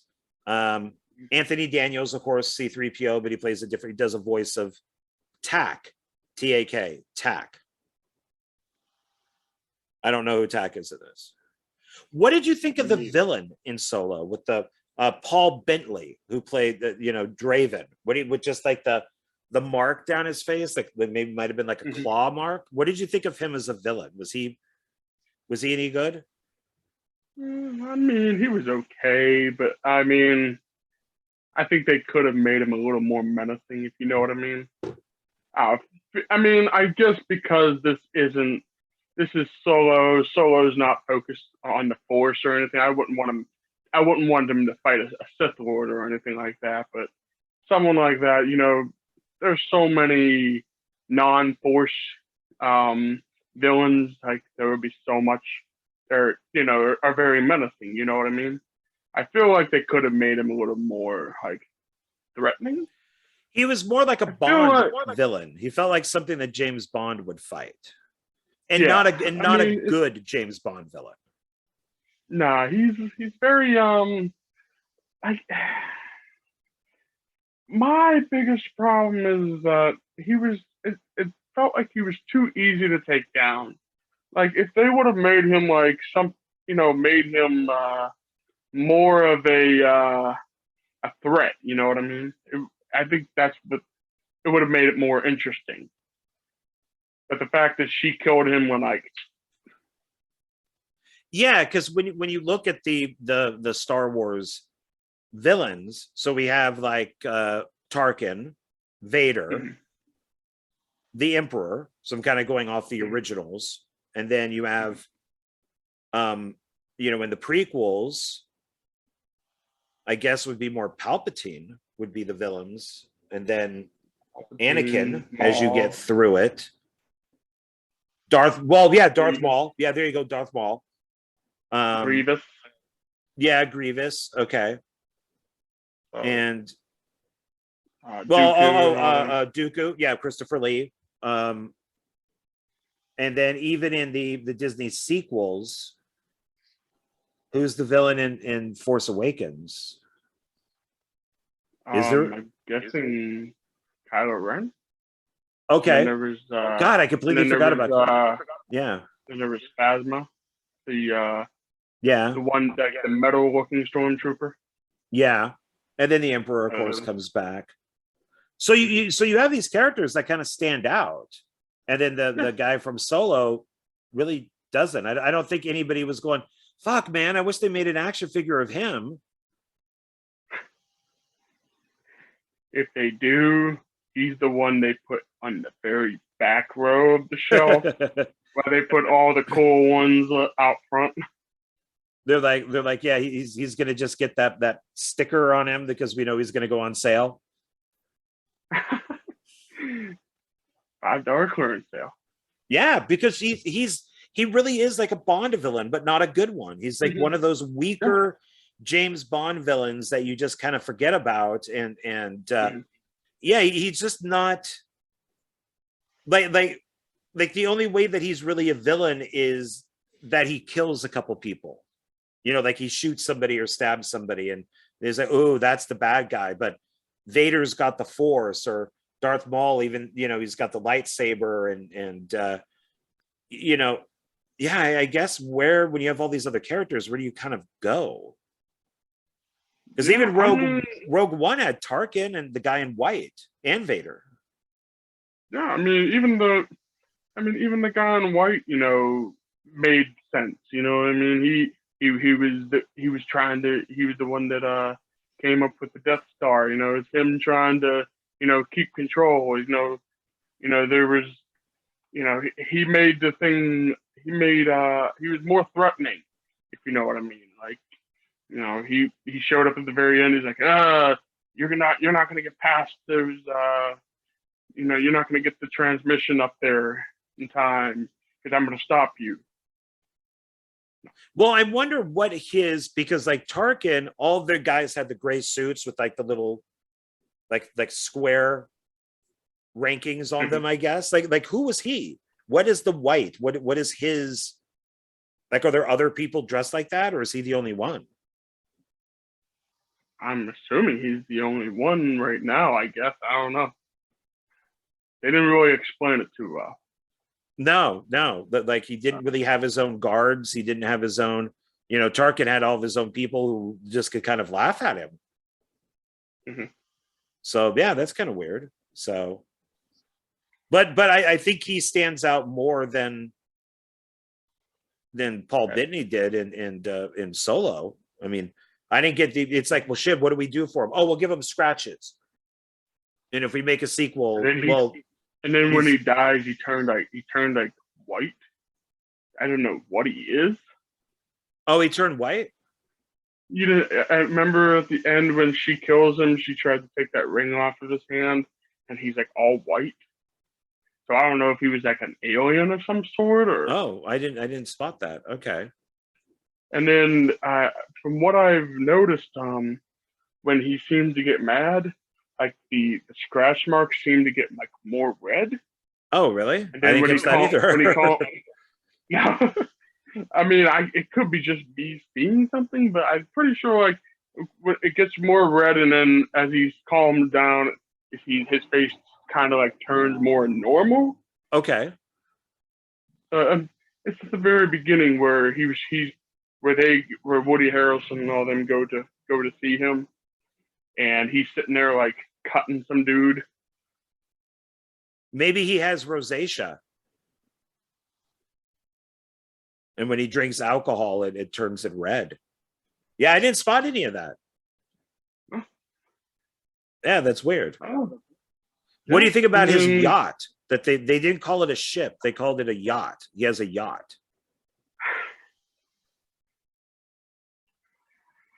I don't know what this. I have no comment on that.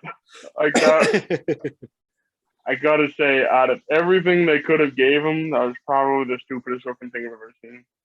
Just You don't like his ship or his yacht? No, I don't care for his ship/yacht.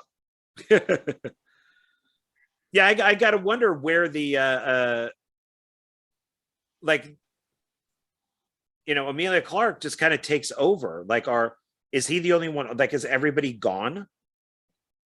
Like, is anybody controlling the yacht? Is there an actual bridge on the yacht? Because she kind of controlled it from his desk. So does he control it from his desk? Like, is that the whole command center? Or is there something above him where there's... Because you would think that with all the fighting that went on and she killing him, that probably people would come into the room and go, what the hell, man? You just killed our boss. How are we going to get paid? They ain't getting paid now, are they? No, I guess not. So, that kind of sucks. Maybe she should have thought of that before she killed him. Or maybe she's taking over the business now and she's going to pay him now. She's definitely doing something, and that kind of bums me out that we're not getting a sequel, because now we're not going to find any of that. So now we're not going to know what's going to go on with that. Yeah. And then I wonder if they made a sequel, if Lando would have been back at all, or if he just would have disappeared and then maybe do one more film. And he's like, hey, I got this kind of cushy job at Cloud City. I'm going to go there now. And Han, you could go do your thing. That's a possibility. I mean, hey, you never know. We never say never to a sequel. I mean, look at Blade Runner. We got Blade Runner 2049 like years later. Like 30 years later. That was great. I love that film. I love that director. He's one of my favorite directors. So I mean, I like it. I like the director. I didn't care for Blade Runner 2049. Oh man, I liked Dune. I liked Arrival. I liked Blade Runner 2049. I didn't see Dune. Yeah. I heard a lot of good things about Dune, but it's good. Didn't care for Blade Runner. It's good, but it just doesn't have an ending because they plan on doing 2 more movies at least. So, and my big complaint about these type of things is it doesn't matter if it's part of a trilogy, you still need to have a beginning, middle, and end. I think The Empire Strikes Back is the only film that's the exception. So where it does not have an absolute clear ending, it's everybody just kind of goes off and does their own thing. But Star Wars does, the Death Star explodes. So Jedi does. Yeah. I mean, it is what it is. I mean, I don't know. I haven't seen the new Dune, but I heard a lot of people say it's really good. It's good. So. I think I like the David Lynch one better. I think I like its visual look a little better. It's not CGI. It's more like green screens and models and stuff like that. Like the sandworms are like actual like big worms that they built on a set, and they have them going through the sand on tables. And so I think I like the Lynch one better. Well, hey, I mean, there's some people that say the Lynch one's better, but I mean, it is David Lynch. I mean, David Lynch True. is kind of a weird guy. That's why we like him. Yeah, see that would have been interesting. Like, David Lynch or David Cronenberg directing Solo instead of Ron Howard. That would have been interesting. Yeah, but I don't know. You've seen what he did with Twin Peaks, right? Yeah. So that means that, since he had like the dancing midget that or small person who was backwards, who like talked I'm backwards. referring to season So 3. he could have had Warwick Davis do that. No, No? he brought season 3 back, and he completely. I did not hear good things about Twin Peaks: The Return. Oh, it was. I did not watch it. It was horrible. I did watch it because I was one of those people like, yay, more Twin Peaks, and yeah, they had a whole episode of them going through this like weird wormhole thing, and it was like literally 20 minutes of this weird psychedelic looking thing, and like, okay, what is going on here? Are we gonna move on, or what's? Well, remember in season 2, somebody does become a doorknob. Remember that the Asian woman that's in there? Oh, yeah. And all of a sudden she becomes a doorknob, and there's a whole bunch of like point of view shots of hands turning the doorknob. That's her. I mean, season 2 did go downhill, so I remember because they both left the show. So I threw my shoe at the screen. I was so mad because they didn't. It was on a cliffhanger. And we knew that the show was canceled. Mm-hmm. So it's like, I mean, when they really didn't do Agent Cooper justice in the new one. Maybe I'll watch it one day. I mean, yeah, it's better off just season 2 ended. That's the ending. That's the true ending. Just leave it alone. So we're coming up on I think close to 2 hours. Anything else you want to talk about for Solo or Rogue One? Nothing. Not much. I enjoyed it for what it was. It's not the greatest movie ever, but I enjoyed it for the how do you say it? The mindless popcorn flick is pretty much what it was. I mean, Rogue One kind of had the more thought-provoking. If you basically what I'll say, if you want a more thought-provoking movie, watch Rogue One. If you want just a mindless, just turn your brain off and watch a movie, Solo. Okay. So, we talked about everybody from Rogue One except for the engineer guy, the guy with the glasses. We didn't talk about him. The pilot. Yeah, the pilot. I think everybody else got talked about. Did you like the pilot? He was fine, right? I liked him. He was cool. He was hip with some glasses. Makes me want some goggles. Yeah. Trying to think. What about the Falcon? I don't think in this one the Falcon looked exactly like the Falcon. I think this was one of those Disney 25% things where if they change it just enough that they don't have to give Lucas money. Because if you notice, it didn't have the piece missing at the front. Yeah. It's more slim and streamlined. Mm-hmm. If you look at the box here, it's not exactly the Falcon. There wasn't the circular like cockpit view thing, was there? It got torn off. They go through one of those things where where he wrecks the ship or he flies and it rips off. Mm-hmm. So it's on there, but it gets torn off. Yeah, but wasn't it different in the original movies than it is in this one? In like the square. in the original films, it's round. The radar dish is round, but then in the prequels, it's rectangle. So then that way they could say that they changed the Falcon by 25%, and then they don't have to pay rights on it. That's why if you look at Star Wars and Star Trek, do that. The J.J. Abrams, the Enterprise it's an interesting thing. I learned about this on YouTube. The Enterprise is 25% bigger. The uniforms that they wear are 25% different. Yeah. And then Star Wars, the classic stormtroopers are 25% different.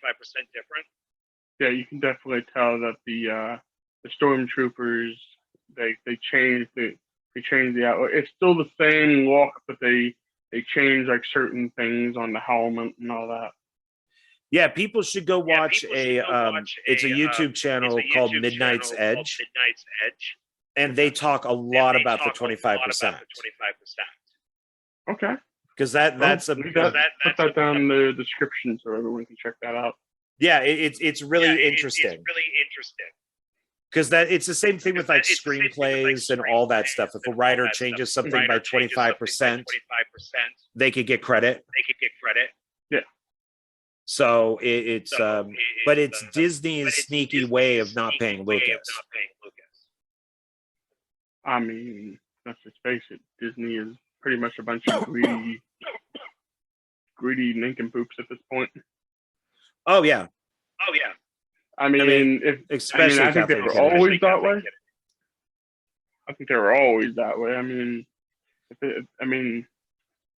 they bought everything under the sun. Yeah. Well, look, I mean, Spielberg didn't even want to do the new Indiana Jones film. So, and I think a lot of that has to do with Kathleen Kennedy. And from what I understand, that's very woke. Like they've just removed Indiana Jones from it entirely, and now it's like a female Indiana Jones. I mean, I'm all for like a passing of the torch story or whatever, but don't like completely wipe out legacy characters just because you can do it in like a respectful manner, if you know what I'm saying. Like I hate when you see a movie, especially with, for example, the Star Wars sequels, the Disney sequels. You have Luke Skywalker dying because he projected himself just to kill Luke Skywalker off. And it's like, no, like do it more, make it that he died, being a hero, not him projecting himself makes him look like a coward. Right. Yeah, true. So, true. And it's like, let him die. If you're going to kill him off, kill him in a respectful manner. Don't kill him in the worst possible cowardly way you can. And make Luke Skywalker the most, weakest character, which he should not be. Right. Well, the person that I believe that she's one of the writers, and she is Phoebe Waller-Bridge.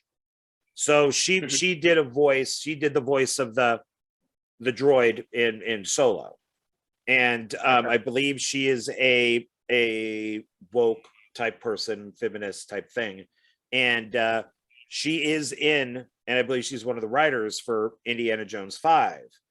And what I heard, and I could be totally wrong, so everybody take this with a grain of salt, is that the new Indiana Jones deals with time travel, and that her character is supposed to go back in time and completely remove Indiana Jones from existence. So now she can take over as Indiana Jones. And with Harrison Ford being his age and the accident that he got into and him probably not coming back, it's now going to be her Indiana Jones movie. I could be totally wrong, but that's what I've read.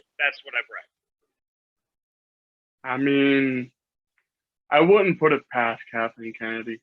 I really wouldn't. I wouldn't put it past Disney, you know, at all. So that's why I don't think I'm going to watch the new Indiana Jones movie. I mean, I didn't even watch the Crystal Skull, even though I heard a lot of people say it's Oh wow. okay. Oh wow. I've seen the original trilogy, but I mean, would I watch the Crystal Skull? I don't know. I've heard a lot of people say it's good, and other people say it's eh.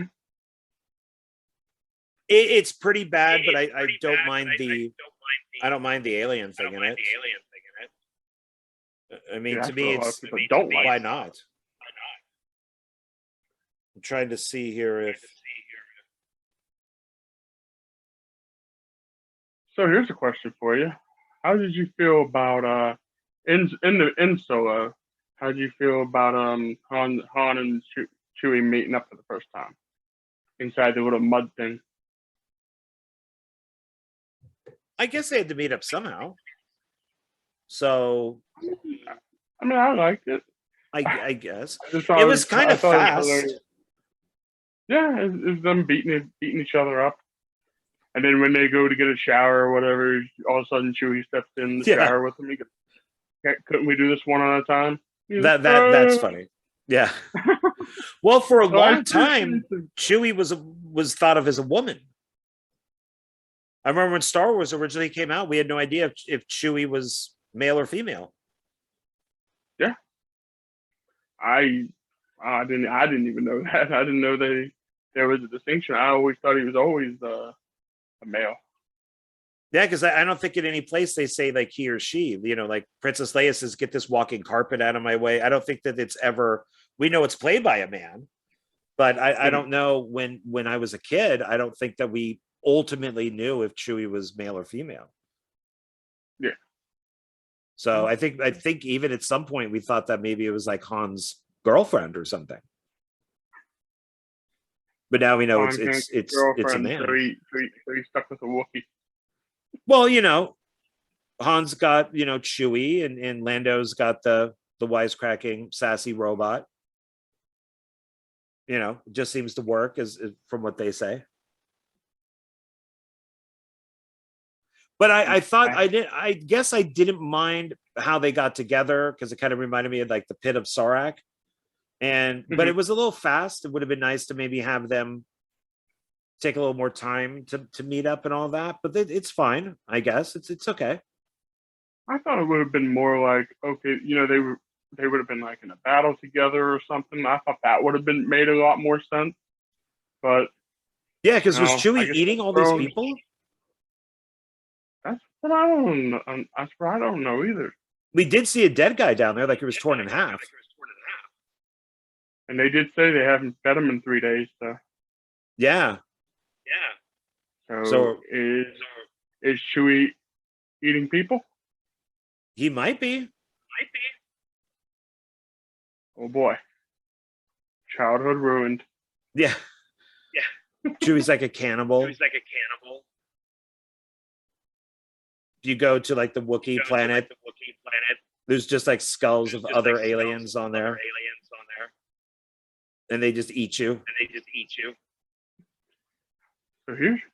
So what do you think of the what do they call it? When they go through that like fog thing, where they were going into that the maelstrom or whatever. What did you think of the tentacle creature? I liked it. It was H.P. Lovecrafty. That's why I said I'm like very Lovecraftian there. I enjoyed it. I thought it was better than what they did in Phantom Menace. You know, when they were like underwater, you know. This is more like in the deep darkness of space, like in a storm, like yeah, you know, they were saying like planet destroyers or whatever they were calling it. Yeah, and I like how they use the robots like memory, and they pop it in, to like guide them through it. Yeah, because now she's like part of the ship. So I enjoyed that. I thought that, like I said, the creep and seeing And when the creature's getting stuck in, you're seeing its skin rip off and everything. Yeah, that looked cool. That was cool. That was cool. I like that. So now that the robot's memory is in the Falcon, Lando can have sex with the Falcon. Because it works. Let's not ruin people's childhood, John. Some things are just better left unsaid. You know what is childhood? You know, I went to the theater to see Jurassic World Dominion, and all the trailers were playing at the beginning, and surprisingly, they were pretty adult. I mean, some of them had a ton of swearing and like drug use and some violence. And a woman next to me, like I could hear like with her boyfriend or whatever, she goes, "Why are they showing these at a children's movie?" And I thought, is Jurassic World or Park kids movies? I mean, they're more family, I guess, but the dinosaurs do eat people. They clearly eat people. I never would have taken it as a children's movie. So would Star Wars stuff be children, or is it more family? Or I mean, I don't know. I mean, with the moments in Solo, like, you know, the big tentacle monster, the big Cthulhu-looking creature, I would say that is more of a darker tone. Yeah. And, you know, some Star Wars movies, like, they would go from light to, like, dark toned themes and stuff. And that's what I liked about both of these. Because, you know, Han Solo had more of, like, a light-hearted, like, thing to it, but Rogue One had a lot of very dark moments in it. That's what I really liked about it. Yeah, I mean, as we've said and everybody knows, they all die. I mean, that's pretty dark. Yeah, it's pretty dark. I mean, as far as like you were saying before, that lady saying that Jurassic World isn't this a kids movie? If you've ever read the actual book by Michael Crichton, that is pretty much a horror novel. So it is pretty much intended to be like a horror movie. I mean, it's dinosaurs coming to hunt you down and eat you. Yeah. I mean, can't get any more horrific than that. Or a creature feature is pretty much what it is. Yeah. It all boils down. Yeah. Well, and this was PG-13. So For people over 13 should be old enough to watch it, I guess. So it's not really kids if it's PG-13. No, it's like and if I'm not mistaken, is Jurassic World PG-13? PG-13. Yeah, PG-13. Oh, okay. Yeah, because these are for extended sequences of science fiction violence and action. Parents are strongly cautioned. Some material may be inappropriate for children under 13.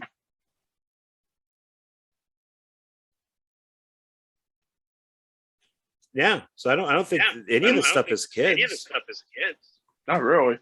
They can watch it, but it's not made for kids. I mean, the original trilogy made, but and maybe some of the prequels. I don't even know if like the original, because look at the Luke's uncle and aunt are like torched. Their burning bodies are out there smoldering. I mean, if you really want to get down to it, I Jedi. think the only real kid-friendly Star Wars movie would be The Phantom Menace. You think? I might say Return of the Jedi. Because that was all about selling toys. Yeah, I mean, but the reason I say The Phantom Menace because it's more geared to if you watch, it's more geared towards children because Anakin, and he's hanging out with his friends, and it's really like Phantom Menace. I'm sorry, I'm thinking Force Awakens. Okay, yeah, Phantom Menace. Okay. The Phantom Menace, yeah, I can see where that would be aimed at kids. Yeah. So, I mean, and it makes sense. I mean, it's as the movies go on, the more serious it gets. Like the Phantom Menace is basically, people like joking around. You got your favorite character of all, Jar Jar Binks, and Oh Roger yeah. Roger. Roger, Roger. Hey, Roger, wait Roger. a minute. You're under arrest. Roger, Roger. Roger Roger. Misum steppy and pooey. Misums steppy and pooey. I'm gonna with Jar Jar. I'm gonna go that he was faking it. That he's a Sith Lord. He planned all this, and he brought and he started this whole war by having Palpatine become like the Chancellor or whatever. So that's the only way I can like Jar Jar is if I believe that he's faking it. He's a Sith Lord. He's a Sith Lord, but that's his dumb voice. His real voice is like a regular like deep voice where he's just like, oh yeah, I'm just faking it because I'm actually a Sith Lord. Yeah, exactly. I mean, if you watch some of the explanations for it, they'll say like when he's talking to Padme, he's kind of like doing the thing like this. And they show it, and it's like he's doing it. It's like, okay, I mean, it might be a stretch, but I mean, he is doing. I mean, never know. Maybe. Never know. All right, man. You want to wrap this up? I think we're Let's actually really at the 2-hour mark now. So, any final words for our last 2 Star Wars films, and then we'll move on to something else. Yeah. Would you recommend we watch Solo first and then Rogue One, or do you think Rogue One comes before Solo? If you were gonna watch them in timeline order. Solo first. Oh, pardon me. Solo first and then Rogue One? Well, maybe not. I don't know. Maybe so you don't get that kind of weird ending of Rogue One and then A New Hope that doesn't kind of match. It matches but it doesn't match type of thing. Maybe watch Rogue One, so you see the ship fly away, and then watch Solo, and then you get possibility. What about you? I if I was gonna put them in order, if you're gonna watch the prequels, and I would probably watch Solo, then Rogue One, because I feel like Rogue One goes right into A New Hope. So it's like right on. It literally goes right into Rogue One. So, but what I would do is right after they hand the thing over, I would shut the movie off there, so you can avoid that weird ending, and then go watch A New Hope, and then go through there, and then after The New Hope, you would watch the Star Wars Holiday Special. So you could watch Chewie and go on his Wookiee planet, celebrate Life Day, and then go Empire Strikes Back. Do you really want to put people? Why not? Sure. Just get really high. That one more time. I said just get really high while you're watching it. So, which I think was the intentions. So, but yeah, I think the way that you're doing it is probably correct. Yeah, Solo, then Rogue, then original trilogy. No, Solo. No, yeah, you have to do prequel. Yeah, then prequel, Solo. Then Solo, then Rogue One, then watch the original trilogy. Then, if you feel brave enough, you can watch Disney. And we're not including in any of the Disney stuff, so none of the TV stuff in this. So just the movies is what we're talking about. If we were going through the TV shows, I wouldn't know how we even do that, man. I'm sure somebody on the internet probably figured that out by now, but they got the timeline. Yeah, somebody's made a timeline for it. So I'm sure. I don't think it would be so far that difficult, right? Wouldn't it be? Because Obi-Wan would come after. Obi-Wan is 10 years after Revenge of the Sith. So you would watch the trilogy, the prequels, then Obi-Wan, then Solo, Rogue One. then the trilogy, then the original trilogy, and then Book of Boba Fett. Well, Boba Fett, because he gets out of Sarlacc. Okay. And then Mandalorian is after Jedi. Okay. And then you would watch the Disney sequels. I think that's how it would go. Okay. I think. Then you had that one about Andor or whatever. And well, then of course there's the Clone Wars and Rebels, and man, like I said, it's getting confusing. We're just gonna stick with the movies. You forget stuff. So, all right, I know it's late where you are, and I need to use the little boys' room. So, all right, so that's it. This is it. This is our goodbye, everybody, for the Star Wars films, and we'll have to figure out what we're going to do next. Who knows? It may be another series. It might just be a standalone. It might just be, who knows? That's why it's called film discussion. We can discuss anything that we want. I mean, clearly. We could discuss this. We never said that we couldn't. This empty bottle of soda. Yes. Yeah, A&W, empty bottle. Brown cow. Yeah, there you go. Beautiful. It is. A&W stuff is good. So, all right, man. Let's call it a night. And we hope everybody liked our film discussion on the Star Wars films. We will not be doing the TV series, to my knowledge. So we did discuss the holiday special and chose not to. Otherwise, this might have been three movies that we were talking about today. But I don't really want to watch it again. I don't think you wanted to watch it again. I didn't even finish it. So.